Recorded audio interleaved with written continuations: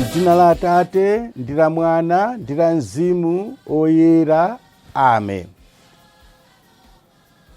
Takulandirani pano pa Tiyankhuleni Ambuye. Lero pa 5 December 2022, lolemba, mulungu wachiwiri mu nyengo ya Advent. Ndipo mawu athu alero achokera m'buku la Yesaya mutu 35 ndime 1 mpaka na 10, ndiponso Luka mutu 5 ndime 17 mpaka na 26. Mutu wa mapemphero athu, kapena tinene kuti mutu wa mawu athu alero, tasankha kuti ukhale uwu: kukhululukidwa ndi kuchiritsidwa. Amene akutiwerengera mthenga wabwino komanso kutigawira mawu ndi Reverend Father Joseph Kimu, a director a Radio Maria Malawi. Ambuye akhale nanu. Mawu a mthenga woyera monga adalembera Luka woyera. Luka mutu 5 ndime 17 mpaka na 26. Pa nthawi yomweyo Yesu ankaphunzitsa. Pomwepo padakhala Afarisi ena ndi aphunzitsi ena amalamulo ochokera ku midzi yonse ya ku Galileya ndi ya ku Yudeya ndiponso ku Yerusalemu.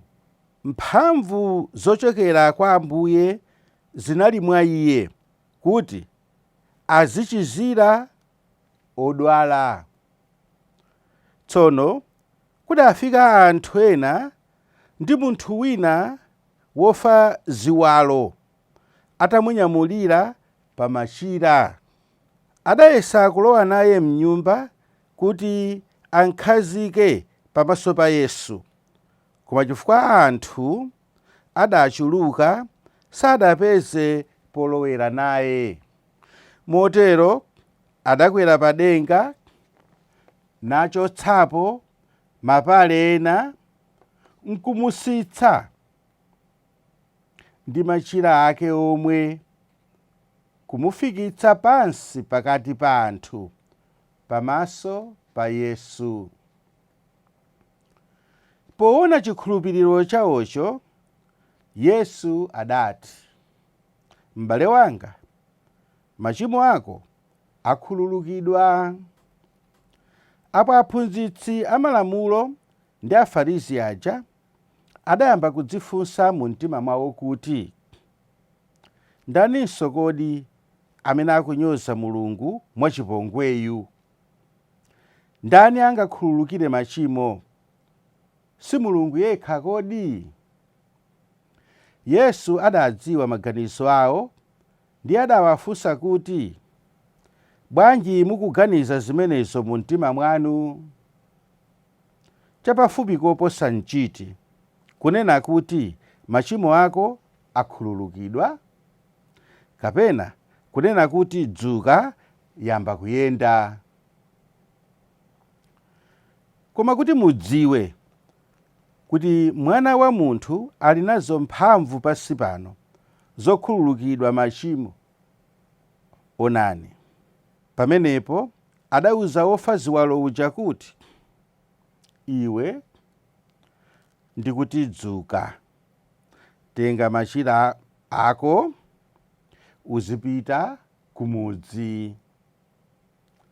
Pomwepo wodwalayo adadzukadi onse akupenya, ndipo adatenga machira aja amene adagonapo namapita kwawo akutamanda Mulungu.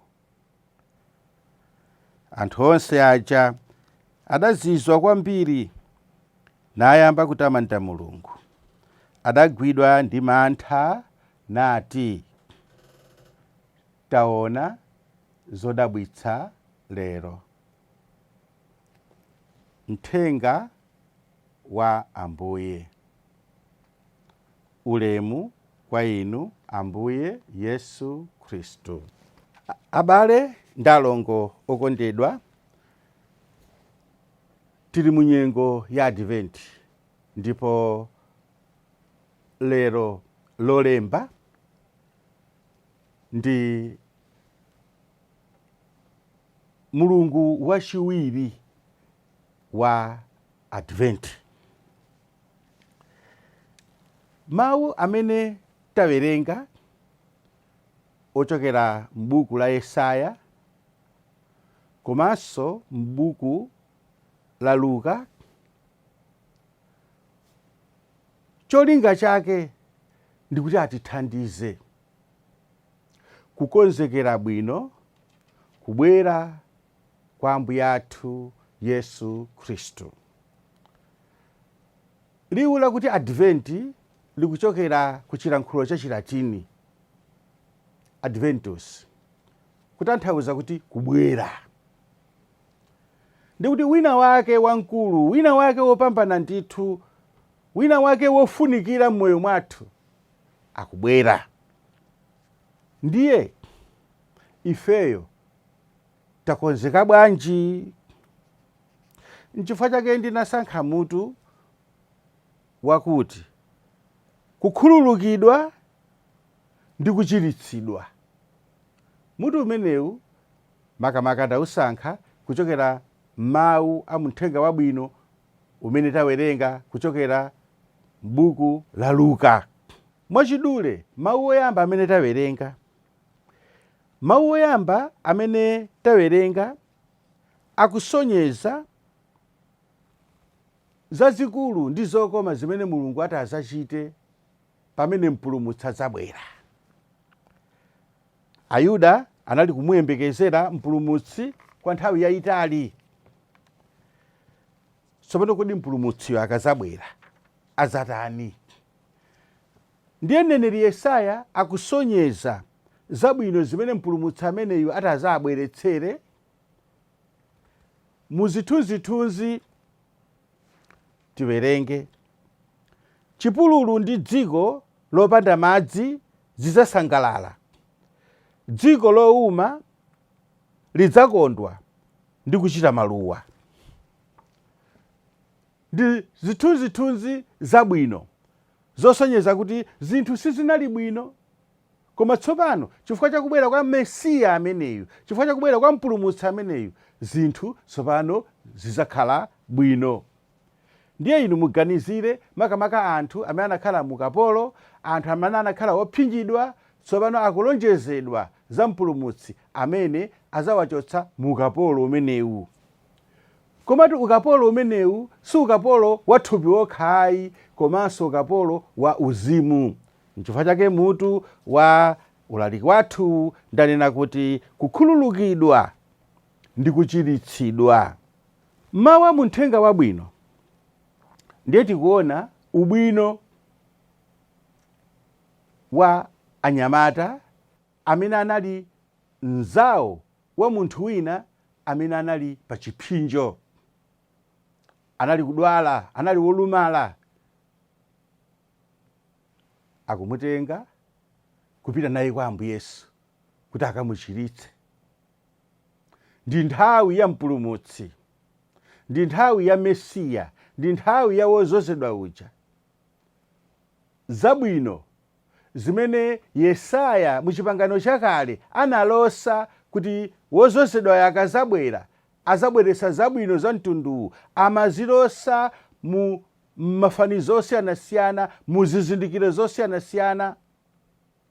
Tsopano zabweratu zabwino zija. Ndiye tamva Yesu anali ku nyumba akulalika.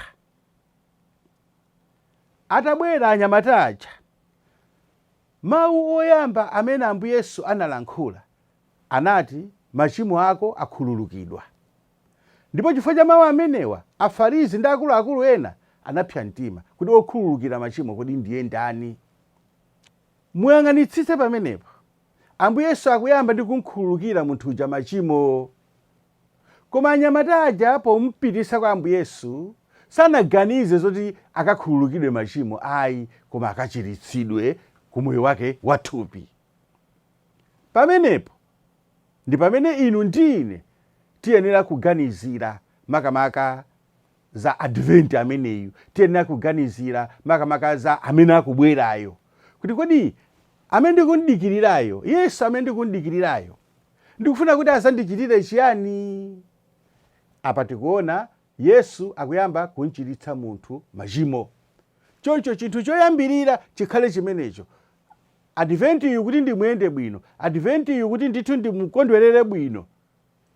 Chinthu choyambirira ndipemphe kuti advent ameneyo akamatha, ineyo machimo anga akhala atakhululukidwa, ndipo ndikhalenso nditachiritsidwa moyo wanga wathupi.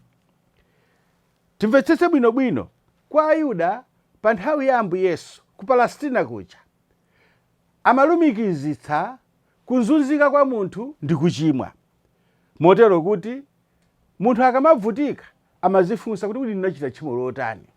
Tsono Ambuye Yesube pa nthawi imeneyo akuyamba kumukhululukira munthu uja, kuti atakhululukidwa, atayeretsedwa, mzimu wake utakonzedwa, tsopano amuchiritse. Komanso pali chinthu china chimene inu ndine tiyenera kuchiphunzira pa nkhani imeneyi. Tikuona kuti mnyamatayu wolumalayu sakanatha yekha kupita kwa Ambuye Yesu kuti akachiritsidwe, chifukwa sakanatha kuyenda, akuti ananyamula pa machira. Phunziro loyamba limenelo, kuti timasowa anzathu kuti atithandize, ationetse njira ya kumachiritso auzimu ndiponso athupi.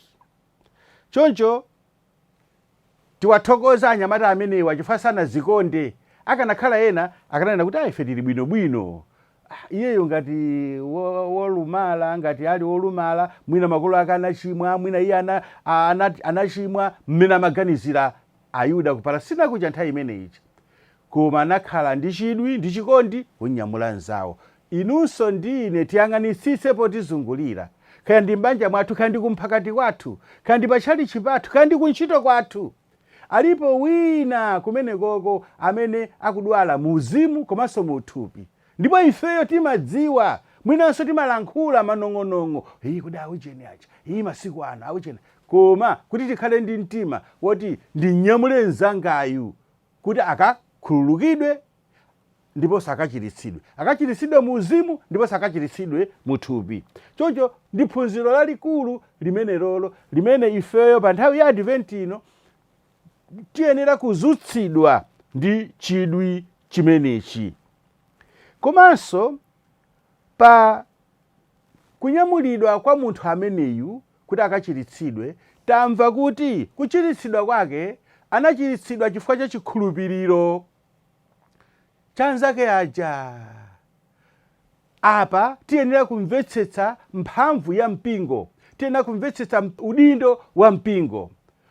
Ena amati mpingo ulibe ntchito, mpingo supulumutsa munthu, basi ine nditha kwangopemphera ndekha. Ayi, apa tikuona mphamvu ya mpingo, udindo wa mpingo, kufunika kwa mpingo. Choncho mpingo ndiofunika kuti undithandize ine kuti ndikhululukidwe. Mpingo ndiofunika kuti undithandize ine kuti ndichiritsidwe. Komanso pomwepa pamawu amenewa tikuphunzira makamaka ife amene timangoti kuthamangira kuli mprofeti, kuthamangira kuti tizifunse, kodi ineyo ndikamathamangira kumeneko kapena anthu onse aja amene akuthamangira kumene kuja, choyambirira chimene akufunafuna ndi chiyani? Akufunafuna machiritso athupi, akufuna kulemera, akufuna kutchuka, akufuna kukwezedwa ntchito zapansi pano. Komatu mwamva Ambuye Yesu choyambirira munthu uja anati machimo ako akhululukidwa. Ndipo potsirizira phunziro lina limene tikuphunzira pamenepa ndikuti munthu uja wolumala uja anavomereza kunyamulidwa kupita kwa Ambuye Yesu. Chifukwa alipo anthu ena, kaya ndi alejiyo, kaya ndi akwayala, kaya ndi amphakati, amatha kuayendera kuti moyo wanu wauzimu apa suli bwino, tikuthandizeni, ndi amakana, ndi amalalata. Iye uja anavomereza. Ifenso pamene anthu ena atipeza kuti atithandize kuti tinyamulidwe tipitisidwe kwa Yesu, kuti Yesu atikhululukire, Yesu atichiritse moyo wathu wauzimu, Yesu atichiritse moyo wathu wathupi, tisamakane. Ndipo aliyense mwa ife azifunafuna nthawi ino ya Adventi, komanso nthawi ina iliyonse azifunafuna kukhululukidwa ndi kuchiritsidwa. Amen. Ndimakupatsirani ndine Bambo Joseph Kimu, ndipo ndikuti chauta azitamandika nthawi zonse. Madalitso a Mulungu wamphamvu zonse, Atate ndi Mwana ndi Mzimu Woyera akutsikireni nonse ndi kukhala nanu nthawi zonse.